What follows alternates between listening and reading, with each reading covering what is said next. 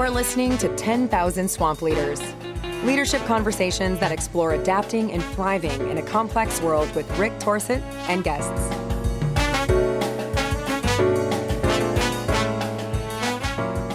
Hi, everybody. Rick Torsett, back for another episode of 10,000 Swamp Leaders. One of the advantages that comes from producing your own podcast is you get to choose who your guests are. Today, I'm indulging that opportunity by inviting a friend, a colleague, somebody that I have high regard for, and somebody I've known for about 15 years, Lars Thuesen. Lars is a Danish consultant and friend and colleague that I met when we were doing some graduate school work. At the time, Lars was working in the Danish prison system. No more. He picked up an influence in our program called Positive Deviance, and he's been running with that ever since. Positive Deviance is a remarkable and I think underutilized strategy for producing social change and social impact. Lars saw that opportunity and it mixed well with his desire to have an impact in the world. And so he's now arguably one of the world leaders in this discipline of positive deviance. So on our conversation today, he'll talk about what positive deviance is, why he thinks it's useful, what's helpful about it, his lessons learned, and how he's blended it with other methodologies to do the work he does in the world. Lars has traveled to 15 countries, working with people in high need areas, both personally and professionally, as they try to sort through some of the really messy problems that they face in their countries. He is also now an instructor of Positive Deviance in the very program that he and I met. So it's come full circle for him.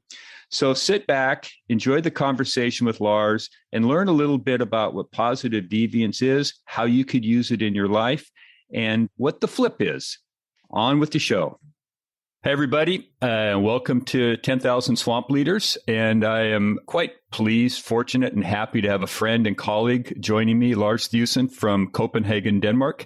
Lars, welcome to the podcast. Thank you.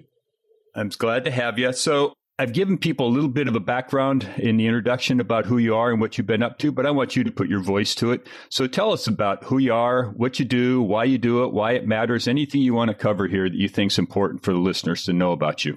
Well, I'm brought up and taught political science as a background. And I used to be a civil servant for many, many years, both in the Ministry of Finance in Denmark, but also in the Ministry of Justice, where I worked in the Danish Prison and Probation Service, first as a consultant, after that as the head of strategy and organizational development. And I learned a lot. It was wonderful. But I also found out that sitting in HQ and trying to direct what's going on in the swamp, probably you would call it, is not working very well.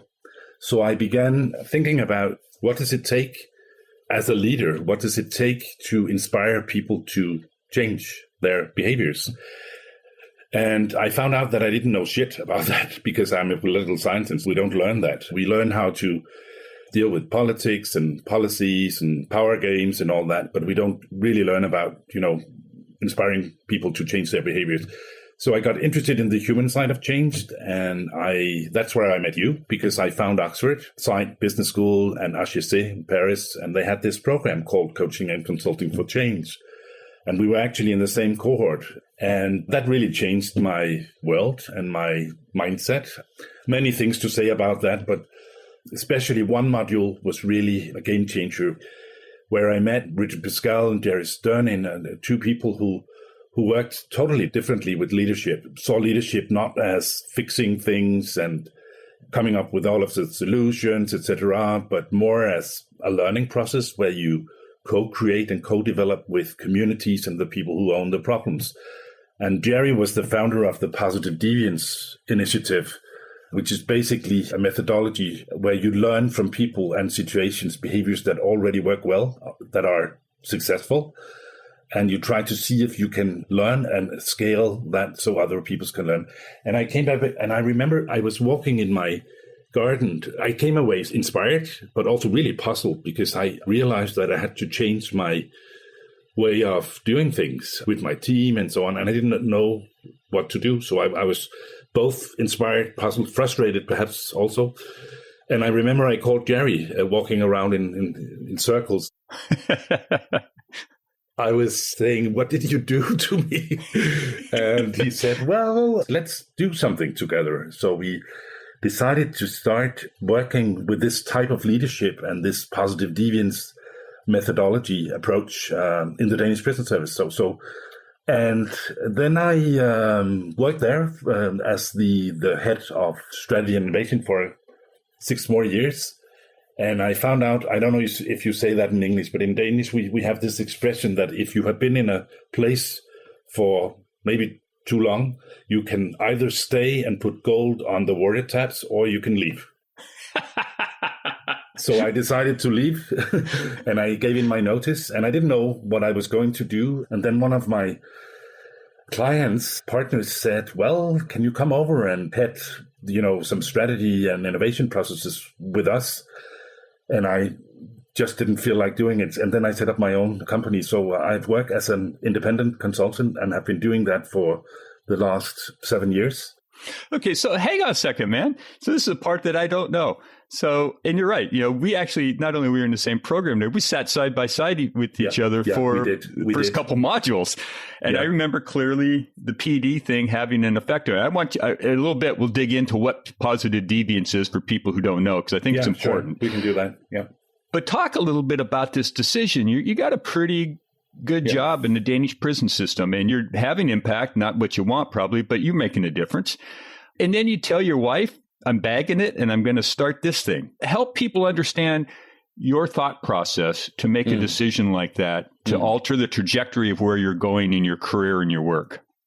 Well, I guess I found myself sitting next to the Director General, the CEO of the Danish Prison and Probation Service. I had power, influence, but I did not, the first couple of years when we worked with Positive Deviance, we had a chance to go out and work directly with the guards, the social workers, the inmates, and so on, and their families.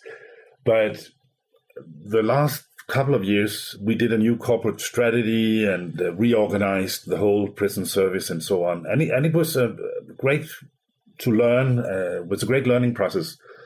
But I was just thinking, I can stay here and honestly, get really bored with my great salary and all that, or I could go out and maybe meet people in their communities and maybe be more helpful there. And I think that was why I did it. And I had a very supportive family. My wife, my kids said, "Oh, that's good, Lars. You try it out." And I was also thinking I can always, if I want to, go back to be an administrator in a way. And then I fallen in love with the positive deviance approach, obviously, that we spoke about earlier. And I can see it work so well in our efforts to solve really, really complex social problems. And I couldn't do enough of that. While I was sitting on the 5th floor looking out on the harbor, very nice view and everything with, but it was just not enough. It was comfortable. Yeah. Really it was, but it was not. I felt I maybe could help more and help to get more impact out there if I, took the lift down to the ground floor and walked out in the world. So you underscore a premise I think you and I share, but let's make it explicit here. And this distinction that leading is a choice and an activity rather than a role, meaning making a choice to take the lift from 5th floor to ground floor where the action is and where you have a sense you can make a difference. It's not a job that people assign to people. It's usually a thing that comes as a choice the individual makes to go into that deal. Or as euphemistically, I'm saying, into the swamp where the messes actually exist. Yeah, you're right. I think you're totally right. So you go down this lift, metaphorically and literally, but you're carrying with you this framework called positive deviance. So tell people who don't know what that is a little bit more detail about what is going on and why positive deviance matters in the world. Yeah.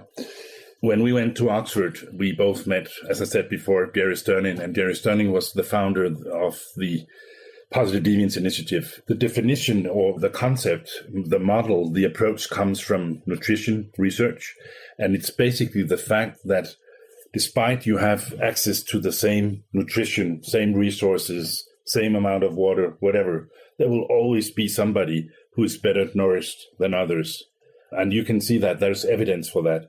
And when Jerry started the first project in Vietnam in 1990, there was a really bad situation there with kids dying of severe malnutrition. I think it was 1 out of 5 in danger of doing that. So it was really a matter of life and death. And they didn't know what to do because they didn't have a lot of resources or money and so on. They've tried a lot of things. And then he thought, well, we might try this and see if it worked.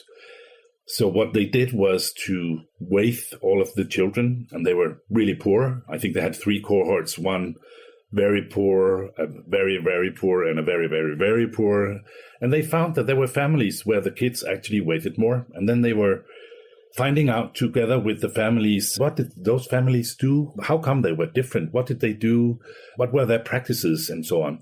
So that's the basic idea of the positive deviance approach, is that you look for people, situations, teams, communities, and look for people in those teams, communities that actually behave differently and have practices that work better than their peers. And then the process is to discover that, unfold that, to understand exactly what's going on and why people are doing what they are doing, and then initiate learning processes so other community members, other people can learn from them. So that's the basic idea. And so the term positive deviance, therefore, means there's a deviation from an assumed norm, yes, and it's a positive deviation rather yes, than a negative deviation. Yeah. We usually explain it with the bell curve, the standard distribution curve, where you usually have maybe 5 to 10% that are negative outliers or are performing badly. Could be the marks for students in a class. Then you maybe have 80 to 90% kind of an average. And then you have the 5 to 10% that are positive outliers or positive deviants, as we call them, people who perform better than the norm. And the trick is, of course, we explore what the problems are with this approach. But once we have found out what are the appealing problems from the community, for the community, then we switch and we do what we call the flip. So we flip to look for those who actually behave more successfully and learn about what they do and how they do things so we can learn from it. And it's a very, very impactful, wonderful way of working. It's not easy. It's messy. It's in the swamp, as you said. But I think that was also a main part of the reason why I had to go. I had to leave because I wanted to do more of that. So we have been lucky and fortunate and honored to work with all different kinds of vulnerable groups in the world, women entrepreneurs in Palestine, avoiding early marriages with Roma girls, kids, teenagers, violence against women, lots of school dropout with Roma kids, lots of things, but also adding the leadership component or whatever you could call it, because one thing is to facilitate change processes in the field or in the swamp or whatever we call it. Another thing, or a very important thing, not another thing, it's obviously connected and integrated, is to think about how you lead these kind of processes. It's very different from a normal leadership practice where you, at least in my part of the world, and we have talked about it, so I think it might be a similar thing. We are brought up to understand what problems are, analyze them and fix it, come up with solutions ourselves. And when you work with social change and the positive deviance, that's not what we do. We ask open-ended questions, listen very carefully, facilitate processes, but it's the communities that come up with both the definitions of problems, specific definitions of what the problems are they want to work on, but also discover the solutions themselves and actually also initiate the learning processes that will enable the change. So it's very difficult. And for me personally, that was maybe the toughest thing, to let go of control. I think Heifetz, the adaptive leadership guy, would say that giving work back to the people is easy to say. It's not so easy to do it. But I think once you begin learning about these things, it's kind of an infectious disease, a positive infectious disease, I think. Finally. I cannot go back. It's not possible. Yeah. Probably you can't either, Rick, I would imagine. Yeah. Yeah, you raised this distinction about having to know answers. And, I understand it. we're rewarded and recognized all through our school terms to get good grades, good marks. Knowing answers is how we do that. We get jobs based on our accomplishments. We get elevated, compensated, etc. Therefore, I would say as a generalization, from my experience, we're really poor at diagnosing the nature of a problem, especially when it gets complicated. And so I'm thinking I'd appreciate you sharing this transition from having to find at least a better balance between solving and inquiring and understanding, interpret. In the adaptive leadership world, it's a 3-step process: diagnose, interpret, and then intervene. And generally speaking, for most people, we go right to intervention. So we're putting in 2 moves before we intervene here. So what was it like for you to build that capacity to diagnose and interpret before you started taking action? And how did perhaps Positive Deviance provide a structure for you to build that capacity? So maybe the answer is quite simple, but then learning how to work with the process is not that simple. I think the answer is simple because I've seen so many complex social issues and problems not being solved. Despite good people, competent people, lots of efforts, lots of resources being used, spent, money, etc. Maybe for a short while the project is ongoing and the resources are available, things might change, but then you go back to sometimes even a worse situation than before. So I think that's the answer of why you need to work differently as a leader and also as a subject matter expert, as a community, as peers. Because that's the other part. Sometimes people expect, not only sometimes, often people expect from leaders that they have the answers. So it's also a learning process, I think, from the people you work with. When it comes to Positive Deviance, I like the 3 steps you just mentioned from the adaptive leadership model. In Positive Deviance, we maybe name it a little bit differently, but I think it's basically some of the same things. So we basically talk about 4, sometimes just 3 basic steps. So one is defining and picking the right problem. We spend a lot of time on that because it's behavioral things we are looking for. So we need to define the problem really specifically. And it's not us as leaders, it's the communities. So we can ask questions that can help the community members formulate and pick the right problem, so to speak. And it needs to be something also that's kind of measurable. So we need to be able to say if people are doing something or not doing something. Let me give you an example. When we worked with the Roma kids in Romania, in Transylvania, the big problem was illiteracy and school dropout. And of course, there were many layers of that. But then we would say the PD problem formulation would be almost no kids come to school, and most kids drop out of school, something like that. And then we would flip it, and that's the next phase, and then ask, does that mean that all kids drop out? Does it mean that all kids do not attend the classes and do their homework? And obviously the answer is no, there are somebody, a few perhaps, that actually behave differently. So when we have defined and picked this problem, we move to the next phase. And it's not that linear in practice, but and then we discover the solutions that already work well. We discover the positive deviance, the positive deviant behavior. In some countries, we cannot name it deviance because deviance is in many cultures, and especially in the Middle East, where we have worked a lot, it's seen as being sexually deviant. So we rename it and reframe it as championships or even outliers sometimes. And then the process of discovering that is an equally important thing, of course. And that's not me saying, oh, there we have a deviant, there we have a champion. It's the community. They nominate them. They both nominate the problems and they nominate the deviants or the champions. And we have a toolbox, lots of tools, interviewing techniques for doing that. But the basic idea is to unfold via an inquiry. I think you said in the beginning also, we call it the positive deviance inquiry, the whole process, to get the champions to speak up.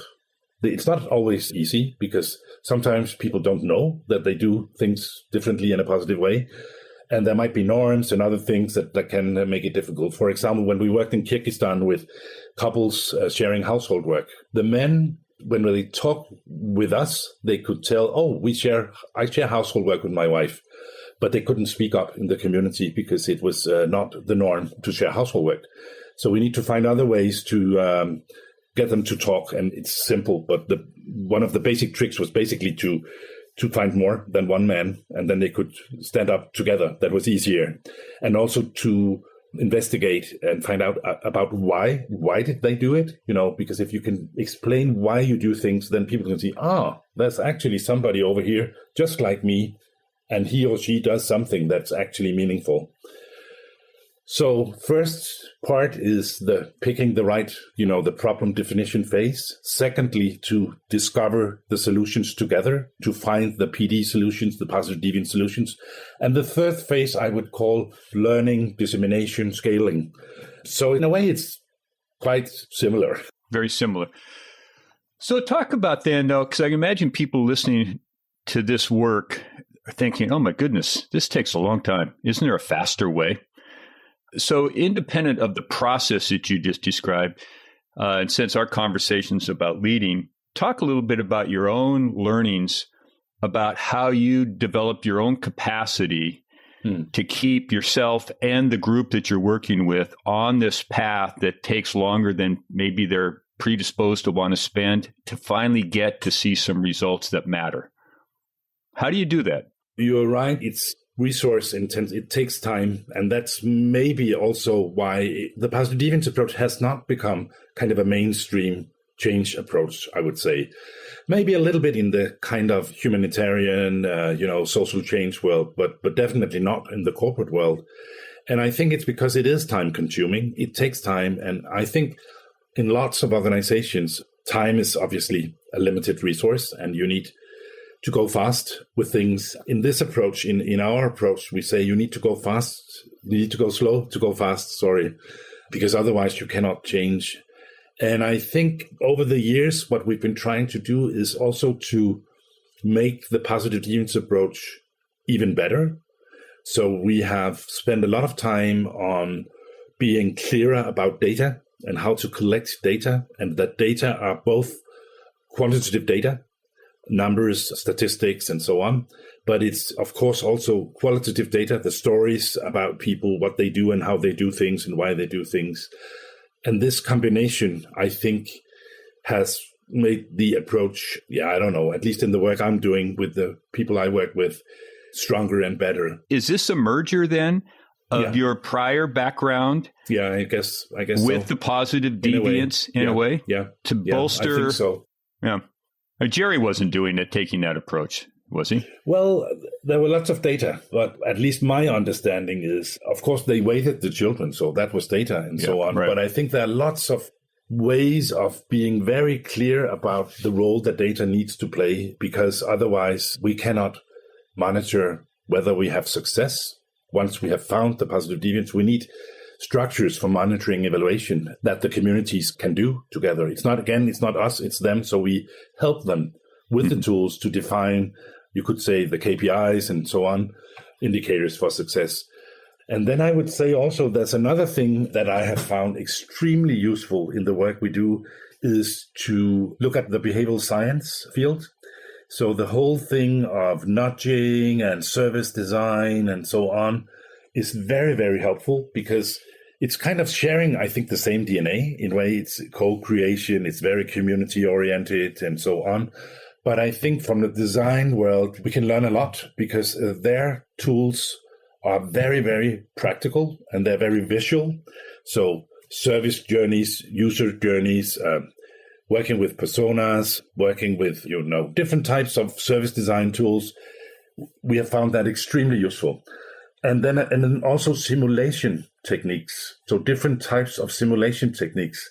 Recently, we worked in a project in Moldova where we worked on eliminating, or at least reducing, gender-based violence among youth, teenagers. In Moldova, 7 out of 10 women are experiencing violence, which is huge. I think on a world base, it's 1 out of 3. So it's enormous in Moldova. And we wanted to prevent that from happening, because of course you can do a lot. And we did positive deviance projects also with survivors of violence, but we wanted to see if we could do something before it happened. So we developed lots of, I think we had 11 or something scenarios or PD situations, harassment, flirting, how do witnesses react when they experience a violent situation, and all different kinds of things. And then what we did was to build that into a virtual reality environment. So we made an animation where you are, as the spectator or the participant, you put goggles on, and then you experience different types of situations where you need to make choices and take decisions that can either be bad or good, and then of course they reflect the positive deviance situation. So there's one about a party where a boy is going to harass a young woman, and there's a situation with nude photos being shared on social media, and what do you do about that? Things like that. So I think combining actually a leadership approach and it doesn't necessarily need to be only the adaptive leadership approach, but this area where you work with how to deal with complexity as a leader in another way than we usually do, with positive deviance, data collection, mapping in a more systematic way, perhaps, service design, behavioral insights, nudging, and simulation. You don't need to do it always, but if you can think of how you can combine different approaches, I think that makes our change efforts stronger and the impact much, much better. It's what I'm learning. So you're not saying this directly, but I'm going to say it on your behalf. I think that you've managed to produce an identity, a legitimate identity for yourself in the world as, if not the leader of positive deviance, certainly somebody, it's a small cadre of people with your skills, background, and understanding, and most importantly, the actual practice of it in the field with people. I mean, your experience base is deep and broad. And so I'm really intrigued by how you built that up and then evolved Jerry's original model of positive deviance to include these other frameworks to continue to pursue good outcomes for groups of people you're working with. So what have you learned about, I mean, you know how it is, Lars. We can get really married to a framework and actually subscribe to it like a church that we go to. And to some degree, you're quite open to all sorts of other influences in pursuit of having impact. So tell us a little bit about your thinking about that independent of PD. What's going on in your head where you start to see things that you put together? I think this is a very interesting, from a leadership point of view, this is very interesting. I remember when we started working with this in the prison service, we were kind of fundamentalist when it comes to the PD methodology. And I guess perhaps you are, perhaps it's in our human nature, when you're learning how to work with a methodology and an approach, you need to kind of stick to it. But then my former deputy, he came up to me and he said, Lars, we are not in the positive deviance business. We are in the solving problem business. And I said, yeah, well, maybe you're right. And then we talked about that. So I think maybe the reason why I have done more of this and I think you're right, I'm trying to be open to new approaches and new influences and tools and so on, but with kind of the same mindset in the background. And when I see, for example, I think it's fair to say that I really admire and I'm addicted to and I have the positive infectious disease called positive deviance, definitely. But I can also see that there are some challenges in the original approach. And I would say one of them is it's not very strong when it comes to the learning and the dissemination and scaling processes. And I have seen that a couple of times in the projects that we are engaged in, then you need to find a way to deal with it. And then I had the luxury of working with some service design people and some people who do a lot of nudging and so on, and said, well, let's try it out. Let's experiment and see if we can combine something here that could actually work. So we took the positive deviance situations, and then we said, what would a learning journey look like? And then we used user journeys to describe what would a learning journey look like for different types of personas, for example. And that really helped us. So I think it's still kind of the same DNA, but it's a matter of adding a few simple yet very powerful tools. It's a great metaphor, meaning the DNA framing, because that's how we evolve, right? The DNA runs experiments and keeps what works, gets rid of what doesn't, and then adds.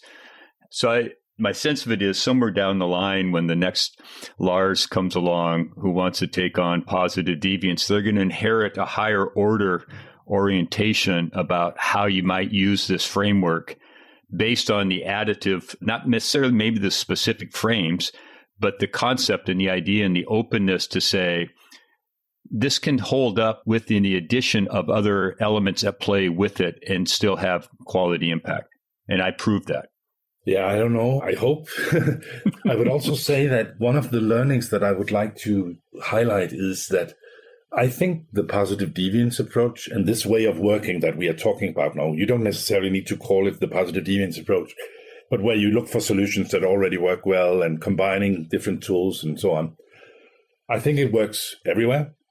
I've seen it work in many cultures, but you need to be aware of the culture. For example, in some cultures, you cannot go directly to sit in a circle and begin defining the problems. You need to be aware of hierarchies and power, formal power, authority, and all that. And you cannot just take that away and assume that you can. I'm from a Scandinavian country, and we are quite low on the power distance here and so on. And I'm not saying that's better or worse. I'm just saying you need to be aware of the culture you are working with. So being aware of that, and if you acknowledge that, for example, and this is not to say something negative, but when we worked in Morocco some years ago, you always had to have the high-ranking people needed to speak for a while before you could actually, that's my words, get the real work done, which is fine. And you also had to praise the king. And if you don't do that, then you cannot work in cultures like that, which is totally fine. You just need to know it's the same in the Middle East, where we work with the women survivors of violence and entrepreneurs and the people who wanted to avoid early marriages. You cannot come up to a woman and just, say hello by shaking hands. That's not appropriate. And some women, especially in the West Bank, I found, did it, but it needs to be on their initiative. Otherwise, you take your hand and you put it to your heart and you nod your head and then you say hello, And if you don't know these norms and kind of cultural codes, then you cannot work with people from other cultures. But basically, it's about respect. It's about, being respectful to other people, I guess. And I think leadership is a lot about that too, actually. And what you're saying is everything happens inside the context of culture as well. So yes, understanding definitely. that independent of the specific work you're trying to do is critical to how you go about what you're going to do. Yeah. I would say that the process, the PD process, and with the tools and the way of leading we've been talking about now kind of works everywhere. But the solutions and the way it unfolds, the way you unfold the problems are different. But I think you can use all of the methods and the tools. You just need to be aware of the specific context and the cultures and so on. Okay. So if you don't mind, I want to shift our focus a little bit to your particular point of view about leading. I know that you're a student of leadership in all its varying forms, but you've also been a practitioner of it. You've been a leader for quite a while, so you have your own views. So I'll give you an opportunity to add your definition of leadership to the mountainous list of definitions of leadership so that you're on the rolls here. So what is leading to you? Oh, wow. I guess for me, in the beginning of my career, it was a very technical form of kind of more management style, fixing things and come up with solutions and different scenarios. And so our management and our senior management could take good decisions. But I think now it's changed over the years. So basically, and maybe I don't know if it's too loose, but enabling people and communities to grow so they can change in a positive way. That's basically, I think, what leading is about. And that has lots of implications, of course. Well, let's play with some of those implications. So what are the acts, if you're choosing to lead, you're going to wade in and use yourself, and we should talk about that, how you use yourself here, but let's hold that for a second. What are some of your enabling strategies that you think are worth carrying into a conversation where you're going to lead? Because if you're going to enable them, what's actually happening between you and them that I receive as being enabled? I think one of the very good things you can do as a leader is really to ask a lot of questions.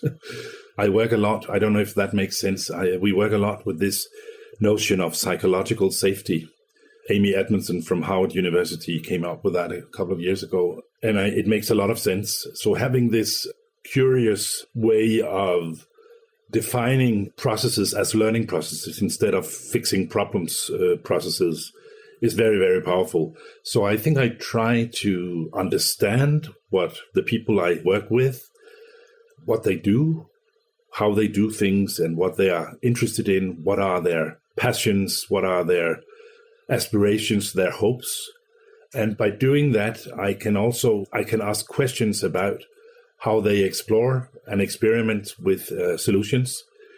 Of course, I can be decisive also. That's not it. And sometimes you need to be as a leader. So it's not an either or, it's a both and. But especially if we work within this complex area that we were talking about before, the usual way, the standard models of leadership, they simply don't work.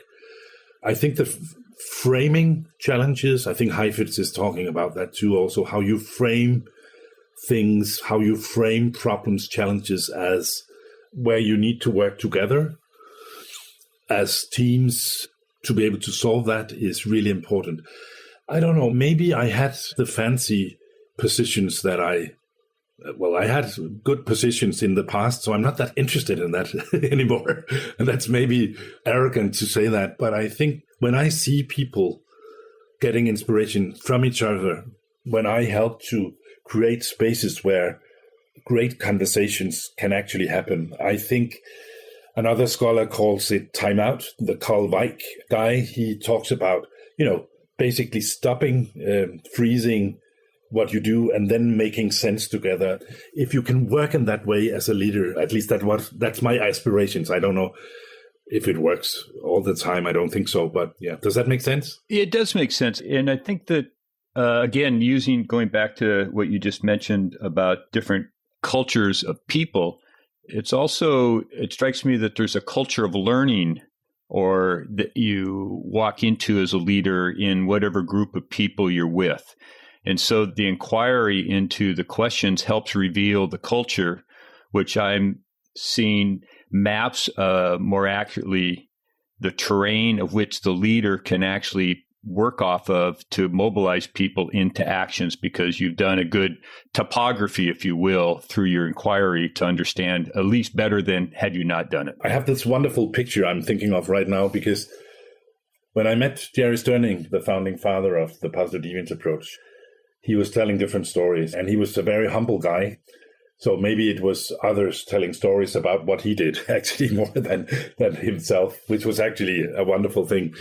But one of the stories, examples of, I think, phenomenal leadership was that I think he went to, I think it was Ethiopia, I'm not sure, an African country, to sit with the Faras, a tribe there. And the elderly men met at the savannah, discussing their problems and issues of the village and so on.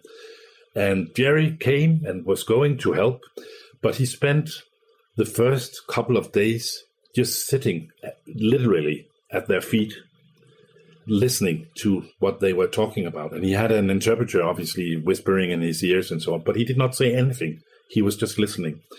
And that was not part of the official interpretation, but then one of the men said, a guy that is so respectful that he is listening to us before he actually is beginning to help us, we can work with this guy, So I think it's a lot about humbling yourself. I think the Danish philosopher Søren Kierkegaard, that you might know of, he actually said you need to humble yourself before you can actually help people. And I think it's about that. When you go back, and if you should go back and listen to this conversation, you're going to notice something. If I don't say this, you probably will, but I'm going to say it so you do, is how often you lead your conversations with we. And I think that's a reflection of whatever you're doing, you couldn't possibly do it by yourself. And there's a group of us that are up true. this. True. Yeah. So yeah. I'm interested in what you've learned from successes and failures. You know, we learn more from our leadership failures than we do our successes. Yes. So would you be willing to share some of that, both on the success side and also the failure side for people?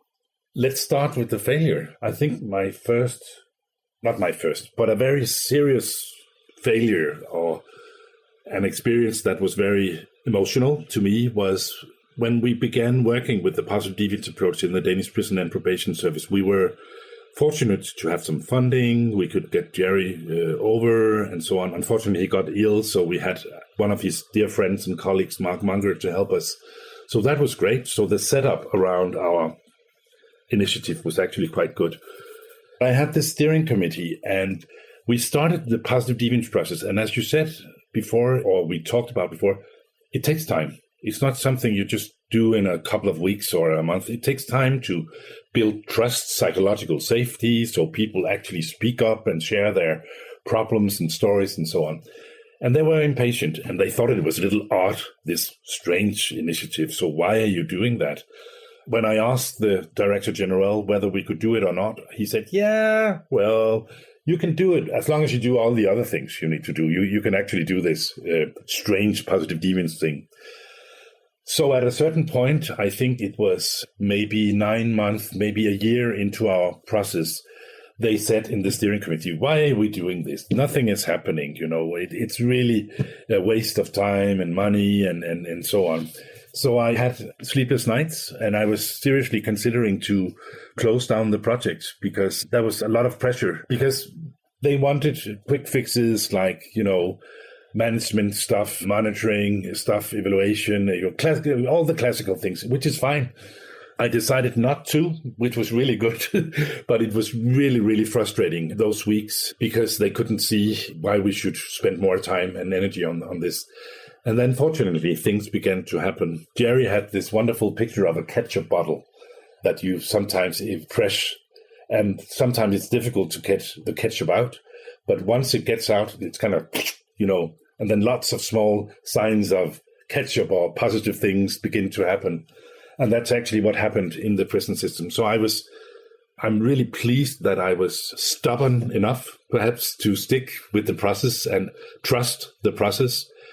And during that time, the CEO, the general director, he also asked me to come to a meeting because my team was kind of this innovative type of team with lots of ideas and so on. And we were maybe not that good at, how do you say that, not coming with all the things at the same time. And it was a big system with 5,000-6,000 people, both employees and inmates. So, of course, it was important to not come with all things at the same time. And in the beginning, I don't think we were very good at that.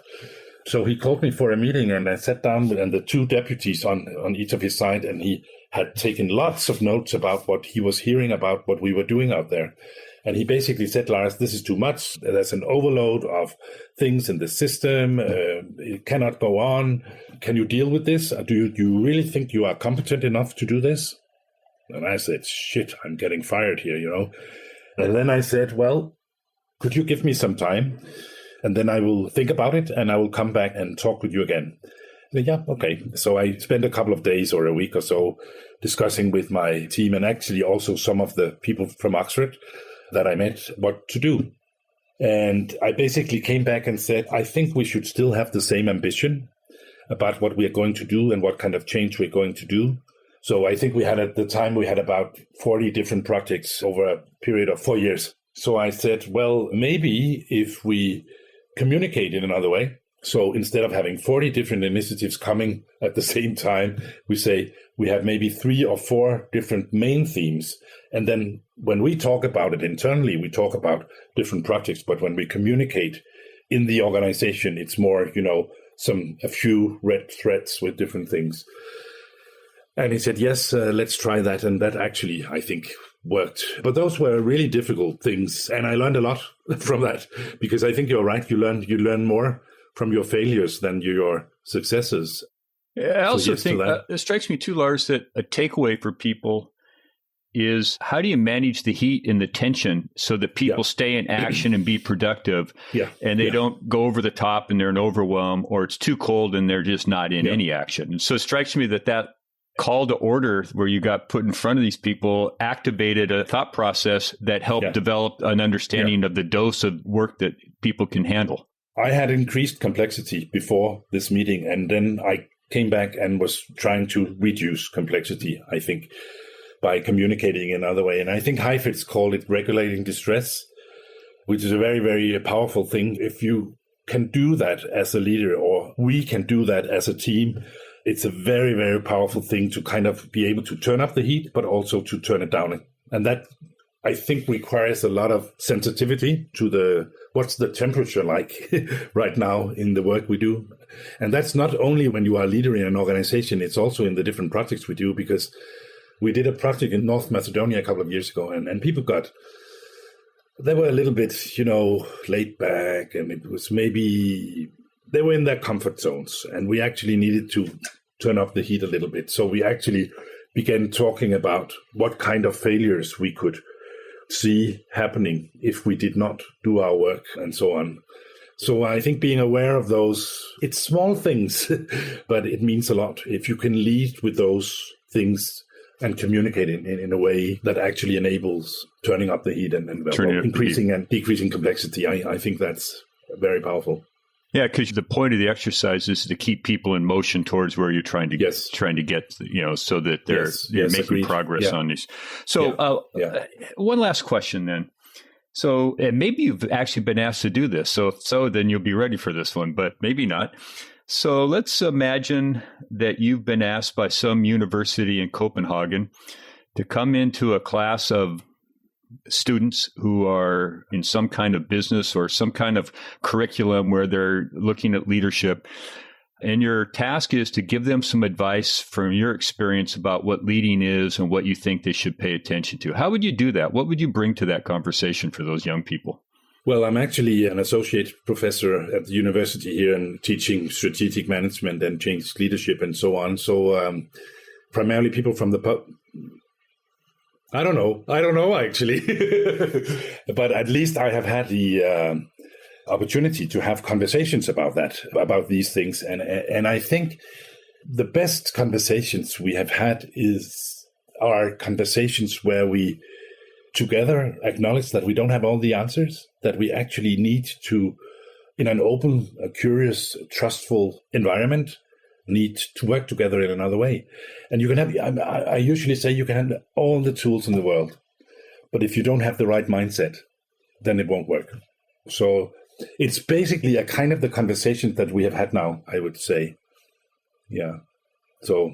Hey, in some ways, I don't know that we're done with this conversation. So let's call this chapter 1 of a conversation, because I know that there's more stuff on your mind. There's more things you've learned. I'm particularly interested maybe when we talk again about the actual real impact you've had on the ground with the varying groups around the world you've worked with, because I think that's, for a lot of people, it's important to know, does this exercise actually lead to stuff? And, the time we've got doesn't get us to all those places. So if you're willing to come back for round 2, then we can dig into that.